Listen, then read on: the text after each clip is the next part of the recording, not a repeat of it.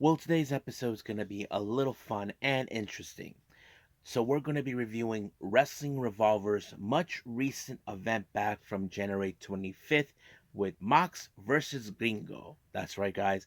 John Moxley faces against Gringo Loco, who's been talking trash about him, ducking him for not facing him. Well, we'll see about that. And we also have about at least two title matches taking place as well.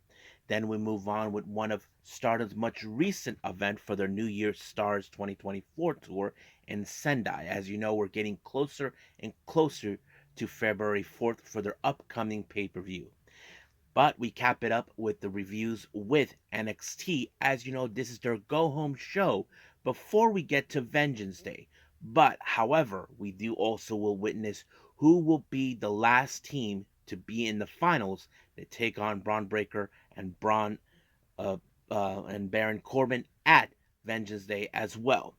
Then we cap it up for the entire episode with some news updates to tell what's been going on in the world of pro wrestling, such as what events the promotions are throwing out, who's booked, what matches are set, and also developments that have been happening in the world of pro wrestling, such as very unexpected surprises, wrestlers leaving the promotions, injured wrestlers, the whole enchilada.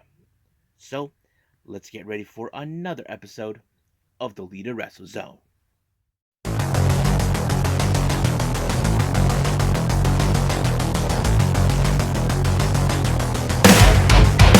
Are you ready? Get up, get up! Get up, get up! Get up, get up! Get up, get up! Get up, get up! Get up, get up!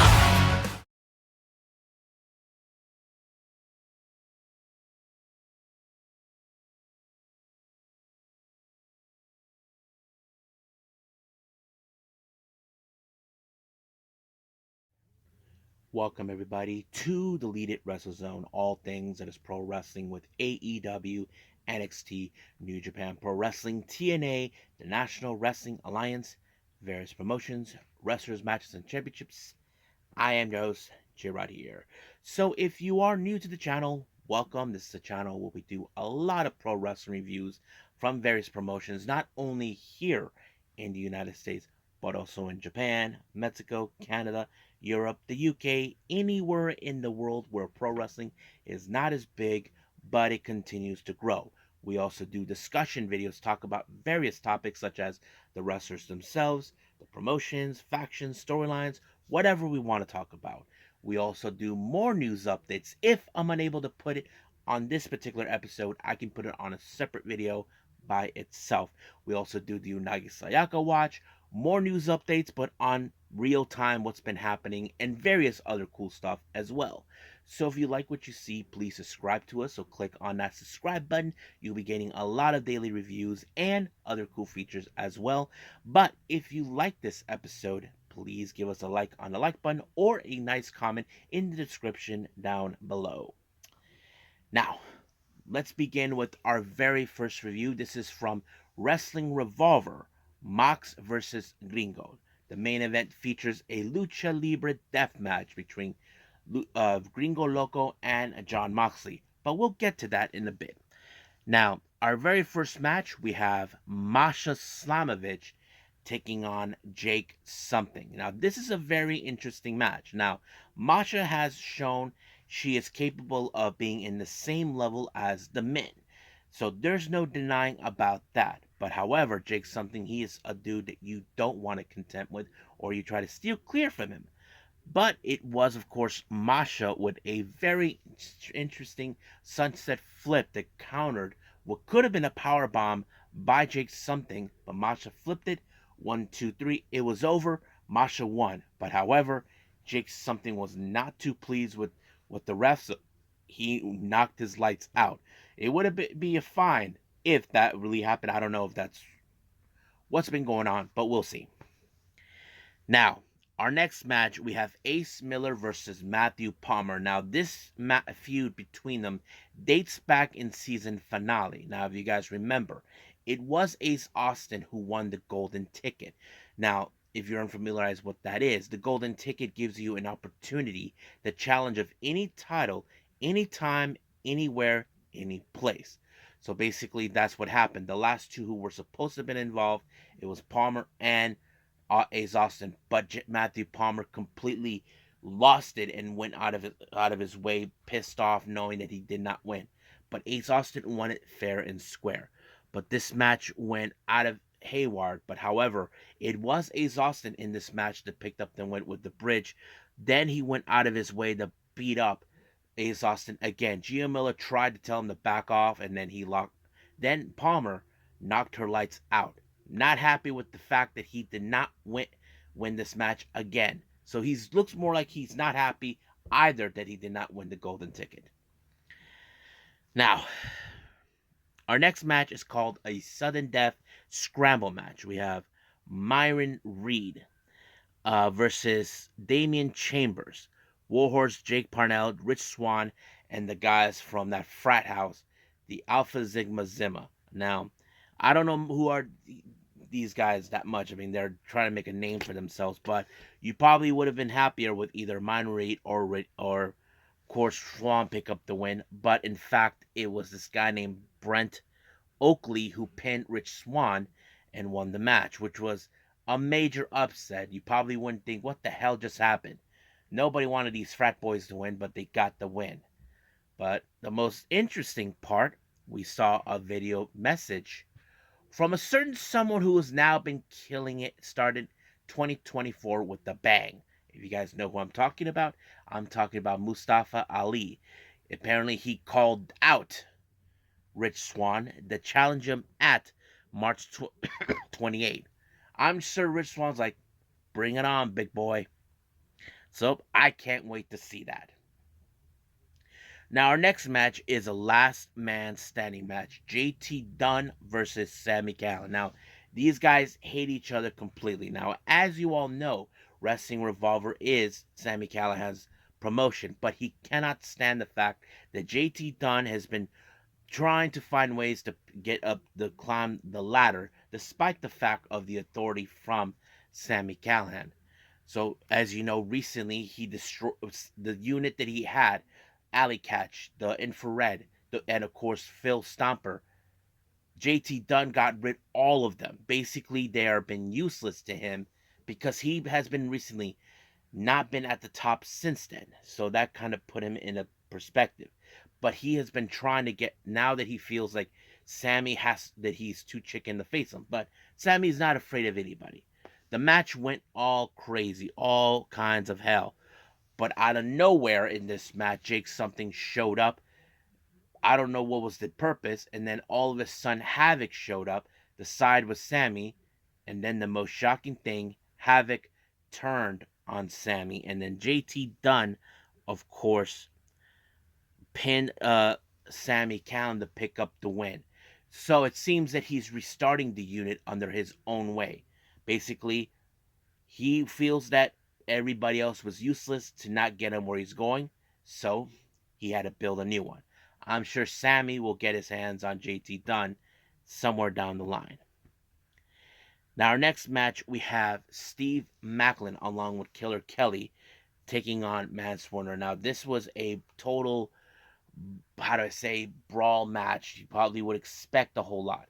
But, of course, because Steve Maclin is the leader of the faction known as Red, Killer Kelly was going to get involved to ensure the match. And then, of course, there was a moment of the roll up by Steve Maclin by using the tights, allowing for Maclin to win. But however, Mance Warner was not done, so it became like, oh, I'm not done, bitch. So that's what it was going to go for.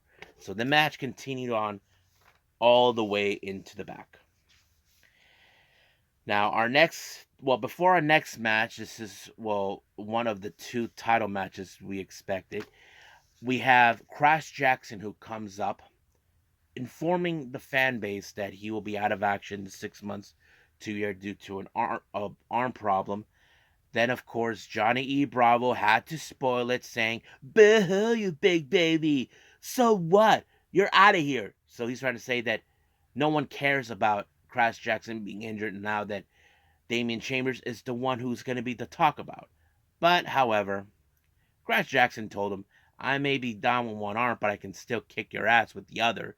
So he did that and he knocked the lights out. So basically, everything is all set in the world.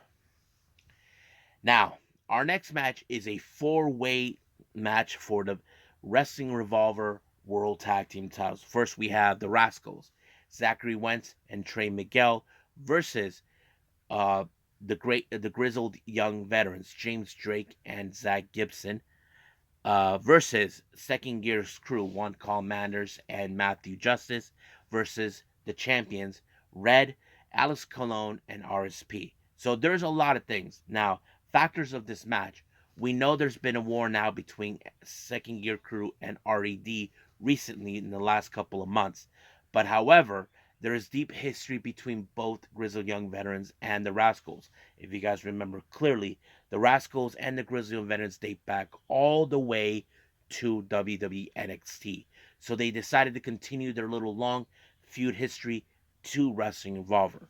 However, the match became chaotic the moment we saw, of course, Mance Warner and Killer Kelly and Steve Macklin showed up. And of course, the feud between um, Red and, of course, a Second Gear Crew just rages on. But it did allow for the Grizzled Young Veterans to focus now on anything, and then they gave um, a low blow and a on Zachary Wentz, and it was over right from there. So they applied the Grizzled Young teeth onto Zachary Wentz to pick up the win. So they become tag team champions, but they told them that this sting will be over in the moment they pin them, and that's exactly what they did. So basically, their long-awaited feud has finally come to an end. But I'm sure, because of the feud between both the Second Gear Crew and Red, they will go. I'm sure Red will go back and get their titles back, but we'll see where that leads us.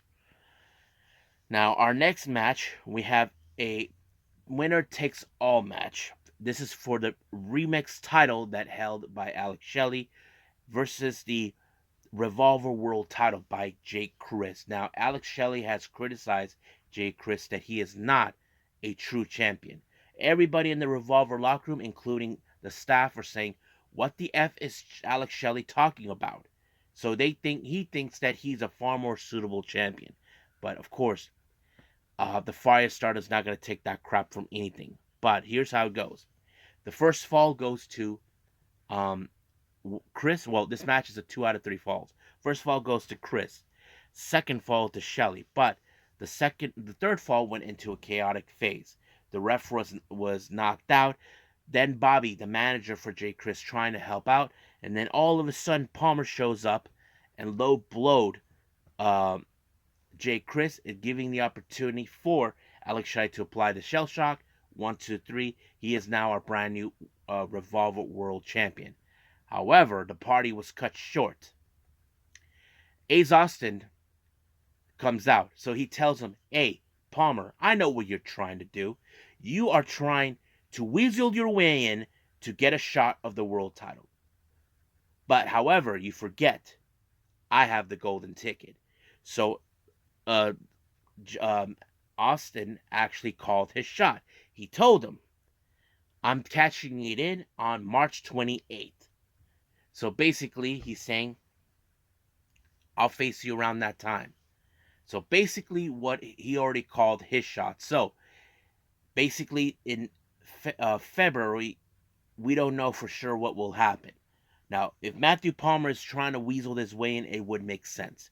But nonetheless, we'll see where that leads us from there. Now, our main event is a Lucha Libre death match between Gringo Loco and Jon Moxley. Now, this has happened about a couple of months ago. Gringo Loco called out Moxley, telling him that he's been ducking him, that he's been doing that, but Moxley doesn't like it when people call them out and pick a fight with them. So you ask yourself, did Gringo Loco make the right choice and try to call him out? Well, you can say yes and you can say no at the same time, but Gringo Loco was brutalized by Jon Moxley until, of course, he applied the Death Rider. 1, 2, 3 is over. Moxley won the match. So we'll see what happens in the next show that it will take place in Texas for the What a Show at Perry, Texas. So we'll see what that leads us. So for now, I think we're done with Wrestling Revolver. I believe it's time to move on with Stardom.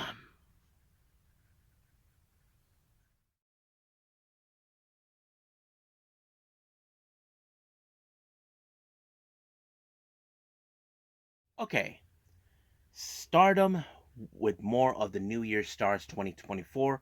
This took place in January 27th in Sendai at the Sendai Pit. Now, our opening match, we have Miyu Amasaki taking on Mei Aseda. Now, this is a very interesting match. Now, no storyline or anything has been built upon. However, this is, of course, a test for Miyu Amasaki. As you know, she is not much of a rookie, but she's gaining some ground. But she's facing against a high speedster. So the real question is, how will this be a very simple match? Well, you know, Mei she will try to figure some things out, a way out. But Miyu Amasaki, no doubt in my mind that she would definitely try to find ways to pick up a win, but unfortunately, she did not because she ended up in the Rolling Star by Meseta. 1, 2, 3. It was done just like that. Now, our next match, we have the rookie Sayaka Kurara taking on Mai Sakurai. Now, don't get me wrong, Mai Sakurai thinks she's all high and mighty now that she faces a junior. But however, the rookie has shown a bit of the fire, but not too much. But she has shown that she is capable of taking on someone like Mai Sakurai. But unfortunately, Mai Sakurai applied her newish submission move called the Escarot, which is what she called a noble move to pick up the win. She was about to say something about Kurara until she just left unexpectedly, telling her that it'll take her at least 1,000 years to get experience. Well, it probably would take her at least a year or 2 years at max, but we'll see where that leads. But Maya Sakurai doesn't know what she's talking about. Now, our next match, we have the members of Oedo Tai, more specifically Black Desire, Starlight Kid, and Momo Watanabe, taking on the current Cosmic Angels, Yuna Mizumori and Sairui Inoue. Now, keep in mind, Starlight Kid has challenged for the white belt against Sairui Inoue. Now, if you guys remember, let's backtrack what just happened. Starlight Kid is sick in her stomach knowing that an outsider like Sairui Inoue has a belt that doesn't belong to her. But she recently said that once she beats her, she's going to destroy the legacy and history of that title and build a new one under her image. But of course, Inoue said that she's not going to allow that. She will protect the history of the white belt. But this is a pretty much a prelude before February 4th. But you can tell that there was some good moments in this match, but unfortunately, Momo Watanabe held Sairui Inoue so Starlight Kid can watch her dismantle Yuna Mizumori with the star suplex hold. 1, 2, 3.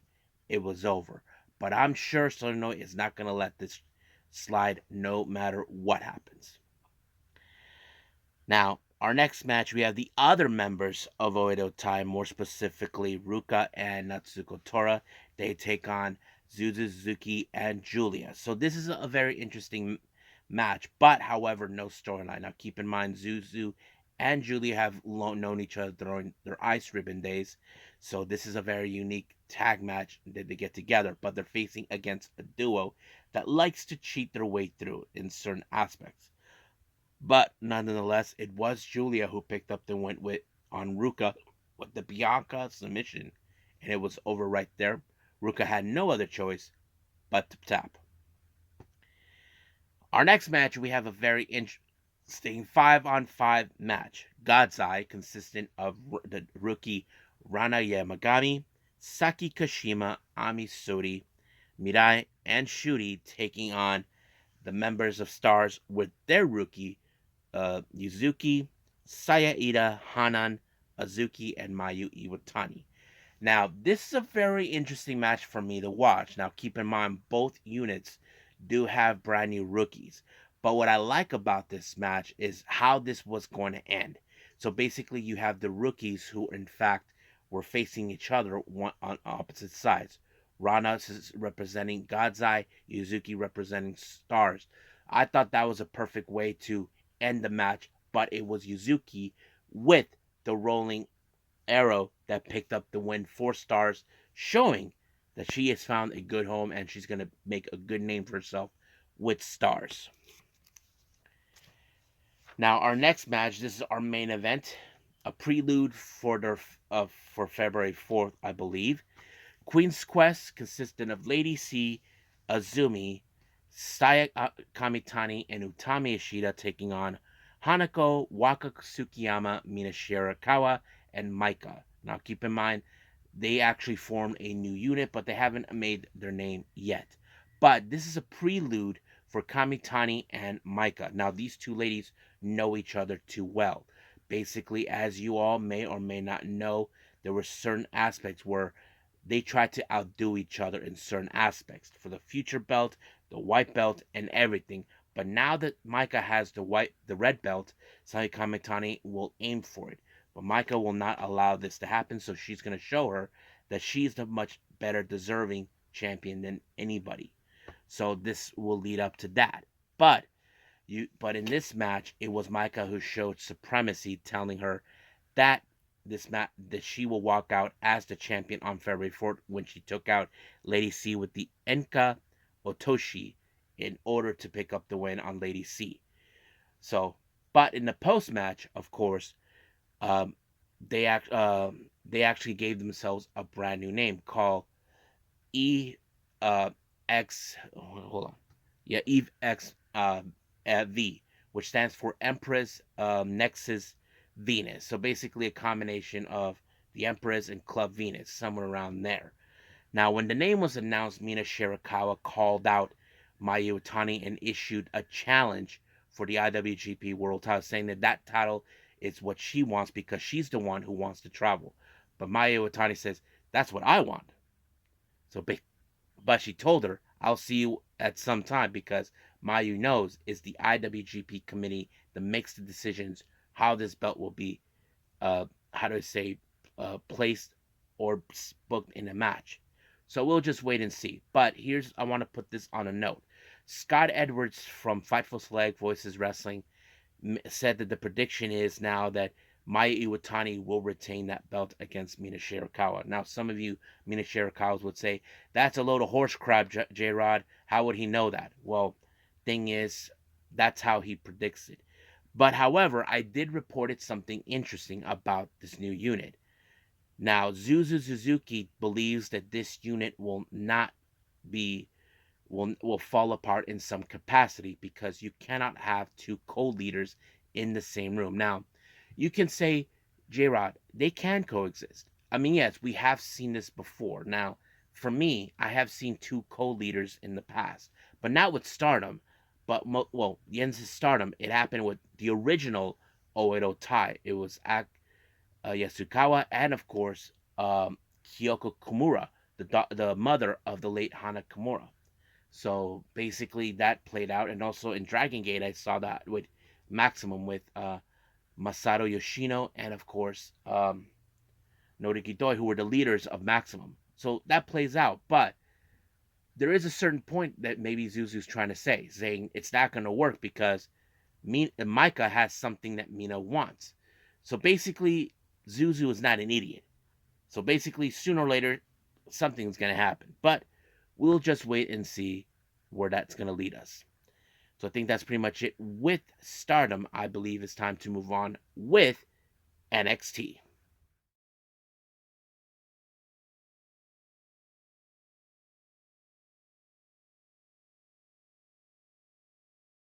Okay, NXT. This is their final go home show before we head to Vengeance Day this coming weekend. Now, it opened up with the semifinals, the last one of the Dusty Rhodes Classic. We have Carmelo Hayes and Trick Williams taking on LWO, Toro Del Cruz, and of course Joaquin Wild. So this is a very interesting matchup. Now, how will this is gonna play? I have to say, I was a bit biased. I mean, I'm an LWO fan from long time ago, and I think I dig the new LWO. But you can see how Trick Williams and Carmelo Hayes, they both have a lot of set and goals in mind. Of course, Trick wants to be the NXT champion, but Carmelo Hayes told him, hey, you can be a double champion. Me, I become a triple crown. So basically, it would work out. But I have to say, a lot of good cohesion coming from Trick and Mellows because they want to grab those goals, and I think that tells a good story.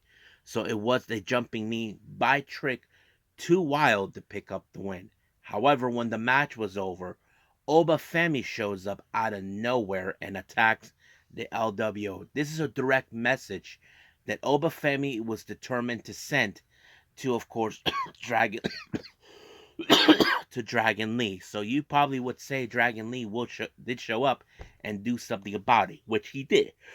But it wasn't enough to take on a big guy like him. So basically, Obafemi was leaving a carnage. So we'll see what happens at Vengeance Day. Now, Ava Reigns, as you know, she had it as becoming the new GM of NXT.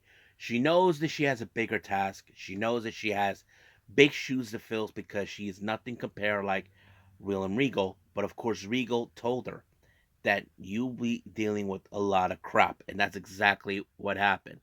So, but however, Lexis King tried to kiss her butt by sending her gifts. So she decided because earlier Ava was talking to Rich Holland about concerns over his well-being towards Gallus. So she decided, how about put both of you in a match against each other? So that way it worked out for her. Now, Cuckoo Bananas Tatum Paxley once again was talking to a photo of herself photoshopped with Lyra Valkyria, and of course Valkyria was not too happy with Tatum what she caused, putting Roxanne Perez through a table. So things got a little out of hand. But however, Tatum Paxley ended up being was booked in a match against Roxanne Perez, so that kind of puts it out. And of course, that's exactly what was the next match. So basically, Cuckoo Bananas Tatum Paxley fixes Roxanne Perez, but you know that Lyra Valkyria is going to watch this, not for Tatum benefits, but for Lyra to see what Roxanne Perez is all about, and I think that sets it all. But of course, Roxanne Perez, like any other match, she wins this match with the Pop Rocks. Things get out of hand with Tatum Paxley again, keeps attacking Roxanne Perez, even though Lyra Valkyria doesn't need people to help her out like that. She knows what she's doing, but sooner or later, she has to do something about her. Now, Ren Sinclair, as you know, she was in fact tried to talk to Ariana Grace, being all, she thinks she's right in the world, that everybody loves her and all this. And Fallon Henley, she can't stand her because she talks a lot of nonsense. So later on, we did see there was going to be Fallon Henley and Ariana Grace to, to be in the match. Now, our next match, we have a very interesting one. Elektra Lopez versus Lola Vice. Now, if you guys remember, let's talk back what happened. During the battle royal that took place 2 weeks ago, Lola Vice intentionally stabbed Elektra Lopez in the back. This is something that I think Rivacaria was questioning. If she had this contract in her hands, then why didn't they proceed for the tag titles? So I think in a way she was telling Elektra Lopez, hey Elektra, she's been using you this entire time. So I think Elektra Lopez realized that Lyra was right all along. But however, Lola calls her a leech and all that. But of course, last week we did see Elektra saying that I'm not the one in a bikini doing shadow boxing on Instagram. So they basically went into that. Now you probably would have presumed that this match would have fallen in favor with Elektra Lopez. We've seen her in the past how dominating she can be, but it was that spinning back kick by Lola Vice that became the real deal breaker to pick up the win. 1, 2, 3, just like that, it was over. Now, I have to say this is the most interesting thing we see. Dijak and Joe Gacy, once again, they went brawling all over the damn place. They were like beating each other up, going through places, and then they bump into Chase U personnel all of that, and then later Dijak tosses him into the trash. Ava Reigns just had it up to here with them, but Dijak said that I want a DQ match at Vengeance Day against Joe Gacy, but Ava Reigns is like, I don't even know what condition he's in. He comes out all smart. Hey, I like this. New DQ. No DQ. Sounds like fun. I'm in. Dijak's like, in that look in his face, like, what the hell? Like, he knows he tossed him in a high position. How is he still moving? So basically, he's confused. Ava Tupa's like, all right, you get the match. So basically, this is what Regal told her was things like this could happen. Now, our next match, we see Rich Holland taking on Lexus King. Now, of course, Rich Holland feels that he doesn't need any friends. This is something what Gallus has got into his head. That's what happened. But however, Gallus once again stick their nose into his business. And of course, Rich Holland tried to hold his ground, but it wasn't enough until Lexus King applied the coronation and it was over right from there. But as soon as the post match happened, Gallus attacked what's his name?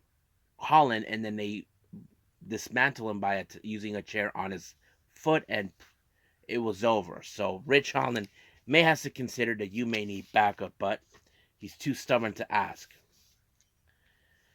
Now,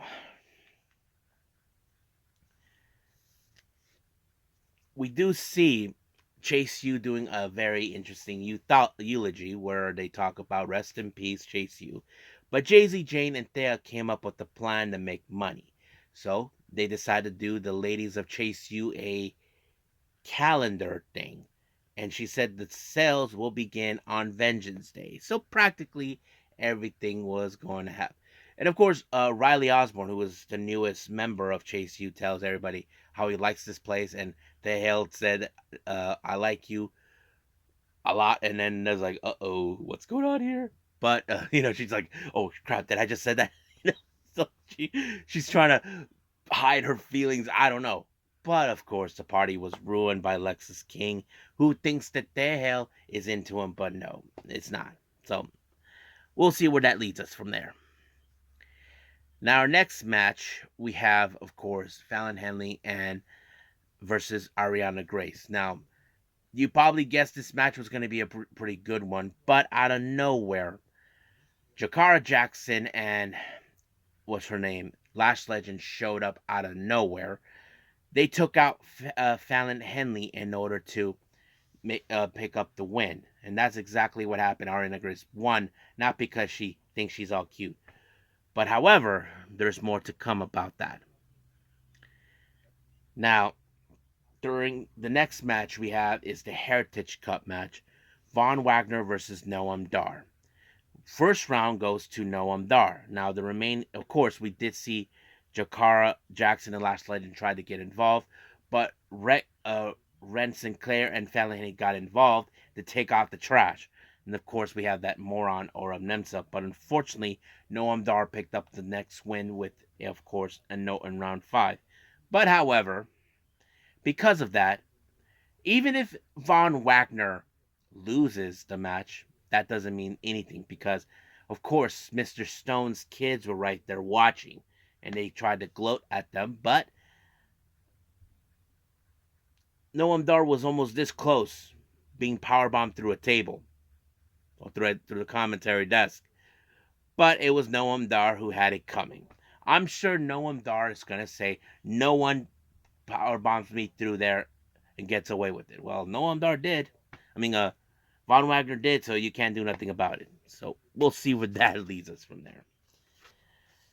Now, we do see an interesting face-to-face confrontation with Trick Williams and Dragunov. So basically, they had this and that. But the one thing that was interesting is what Dragunov whispered in his ears. I don't know. Something put him in a position like, what? But it was interrupted by Braun Breaker and Baron Corbin. As you know, they will be in the finals of the Dusty Cup on Vengeance Day, taking on Trick and Mello. So it became in that chaotic match. So we were seeing all hell breaking loose in that. So that's how the entire thing ends for NXT. So we will see what happens on Vengeance Day this coming weekend. I'm sure everybody's ready. I'm ready for it. So we'll see. So I think we're done with all of our reviews. I believe it's time for news updates.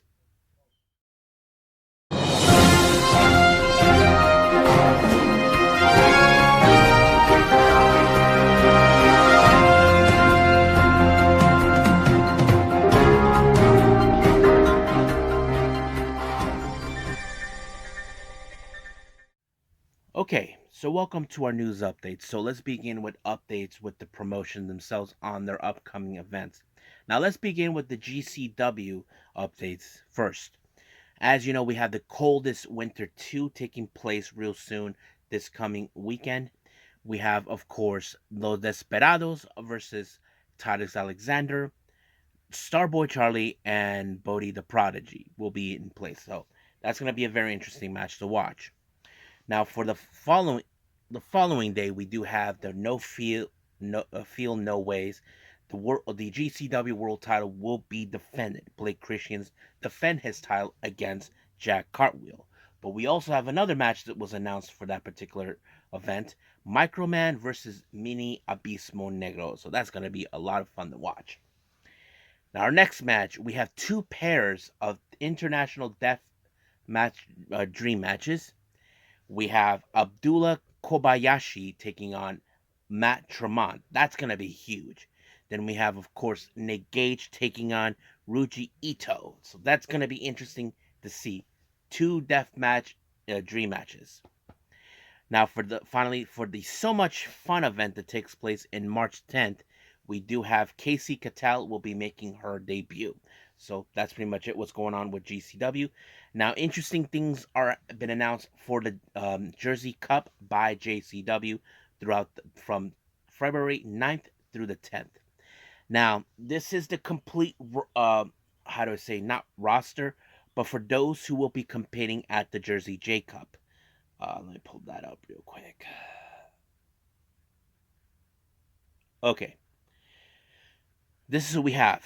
We have Jordan Oliver, the Gray Sasuke, Nick Wayne, Masha Slamovich, Alec Price, Man Like the Reese, Jonathan Gresham, Mike Bailey, Billy Starks, Rina Yamashita, Jack Cartwheel, Myron Reed, Kerry Morton, Cole Radrick, Marcus Mathers, Matt Makowski, that piece of garbage, Charles Mason, Joey Janela, Tony Deppen, and Griffin McCoy. Now, interesting things have now been announced regarding. As you know, Jordan Oliver will be participating in this tournament. But here's the wrinkle: he is the current JCW World Champion. Now, whoever wins this tournament, they will get a shot of the title. But this particular tournament, Jordan Oliver decided every match that he's involved, he will put his title on the line. So he will face everyone. So we'll see where that leads us from here.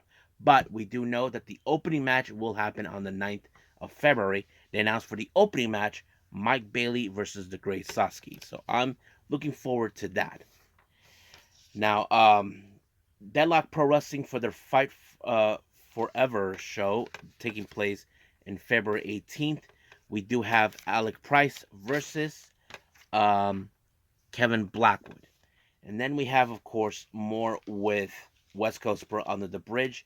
The world title, Starboy Charlie defends the belt against Adamis. Now, as you all remember, I did report it on Kitsu Women's Wrestling on certain situations that took place. There were certain Yoshi wrestlers that had to be pulled out due to visa issues, but the promoter did say there were others that were okay to use because their visas are still in good use. And now they added another person, and this is from the freelance unit Colors. Saki will be involved in this match too, so it's great to hear from that. Now, All Japan Pro Wrestling, despite the turmoil that's been going on in the promotion recently, they just announced for their upcoming tournament, the Champion Carnivals 2024. Now, if you guys are unfamiliarized with that, this is their version of the G1. So instead of starting in the summer or after this, it happens. So they start on the 18th of April of 2024 in Corkin Hall, and they will finish on May 18th in Yokohama Arena. So they haven't announced who will participate, but we will see from here on out. What else we have? Oh yeah, Bestia 666 announced that he was no longer with NWA. So he posted out a very interesting statement on Instagram or wherever he posts his social media. Going forward, I will no longer be part of the NWA. I want to thank Billy Corgan and everyone in the company for the opportunity to be a part of the last 3 years. I wish NWA the absolute best. Thank you for everything. So he is no longer with the NWA, but we'll see where he goes from here on out. Now, the Mexican promotion Chaos has announced that the women's tag team titles are vacant. Now, they haven't announced exactly what they're going to do with it yet. I'm sure there's going to be a tag team women's tournament taking place soon, but I don't know when or where. Pro Wrestling Tees has announced that they are being asked to remove all of the Okada merch from their website. Now, you probably ask why would they want that? Now, someone did commented this about this is a similar thing that happened with Jay White when Pro Wrestling Tees were asked to remove all of this stuff. So basically, that's gonna happen. So unfortunately, there's nothing we can do. Now, interesting developments happening. Now, Gambari Pro has announced that they will be leaving Cyberfight and they want to go independent. So, this is something I did not expect. Their final show with Cyberfight will take place by the end of March at the Ueno Onshi Park. But they will start. They will become an established. They will start and establish and operate with a new company. So we'll see where that goes from there. So there's a lot of information. I probably will do more on news update on this solely. Now I saved this one for last because something is about to happen. I may post it out on the Unagi Sayaka Watch soon. So we'll see what that goes. Now, those who know this or not, recently Yuna Mizumori posted a photo on her social media. A photo of herself having a practice with Tam Nakano. As you know, she'll be making her return this weekend. However, something caught the eye of Unagi Sayaka. And that eye, someone was wearing her merch shirt. One of her shirts. So is that coincidentally or necessity? That's the thing we don't know about. So that's something that we don't know. But this is what Unagi had to say. Who's the one practicing wearing guy clothes? Uh, the February 3rd. Something will happen in Ikegima Honojonji. You gotta ask yourself, is there something happening? We know they have an event on the 4th. Could Unagi be coming back? That is something I'm looking forward to see. I know she is not a full member of the roster anymore, but they do book outsiders, and I think Unagi would probably come back. I wouldn't be surprised if that happens. So we will see what happens on February 3rd. I'm looking forward to it. I hope all of you do. And I think that's pretty much it. So let's just call it a day. Well, I hope everybody enjoys this episode. Now, before I proceed, I want to put this out for everyone. Now, for those who know this or not, I do have a podcast. Now, I don't do exactly what happened to the reviews on this channel onto that. I just do something different. I talk about certain things that need to be talked about and all that. The podcast is called DWZ Podcast with J Rod.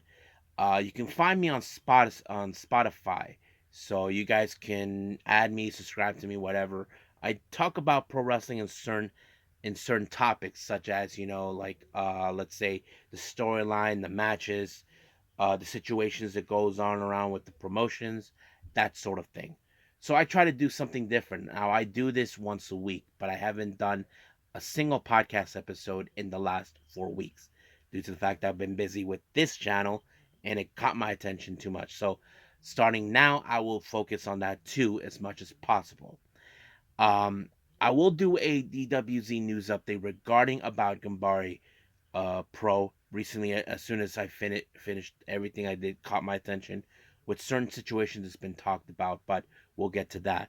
Now, for the next episode, we do feature AEW Dynamite, so that is something that's already been explained.